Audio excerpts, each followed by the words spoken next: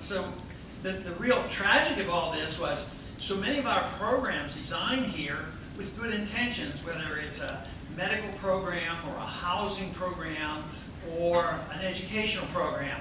Whatever you need, we'll give it to you because I want re-elected, but then it comes to an end. And it backfires. For instance, the housing efforts. The housing efforts were meant to give every American a house. Everybody deserved to have a house. So the Fed printed money like crazy, and the Congress allocated that and said, we'll give you discounted loans, you don't have to qualify, and it will be like a money machine because the price of houses will go up. You can loan, borrow against it, and it will be a perpetual prosperity machine. And those of us who understood the business cycle knew it couldn't last. So there's many, many of us on record saying this is a bubble, it's going to end badly.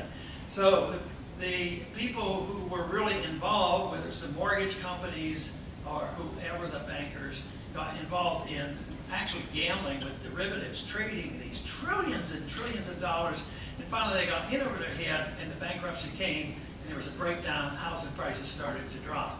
So the system that was designed to help take care of the middle class and the poor, guess what? They got stuck with a bill bailing out the rich. And that's why Wall Street got the money, the big corporations got the money, and the banks got the money.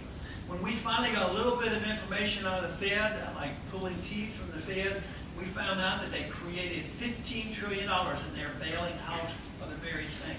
5 of it went to foreign banks. And they didn't want to tell us a thing. We still don't know exactly what they were doing. So the people, though, ended up, the middle class, so many lost their jobs, and housing prices crashed, and then people lost their homes. At the same time, the banks are still thriving. They get money for practically free, and they loan it back to the government at 3%.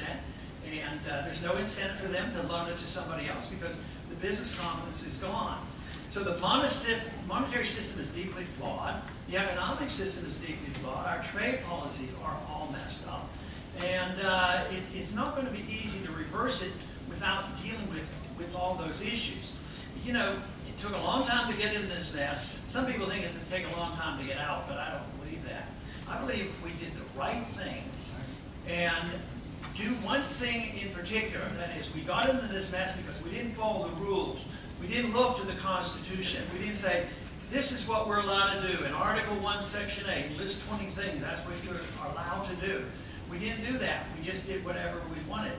So if we got into it by not caring about the rule of law, I'm making one mere suggestion.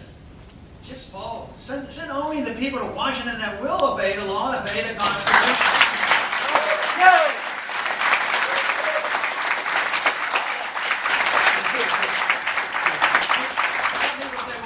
Catastrophic. How can you do this? It would be horrible because my proposal is, you know, cut spending and drastically. I'll talk about that in a minute. But others will say, no, it's going to take a long time. It took all these years to get involved. It's going to take years and years to get out of this problem, and that you have to sacrifice.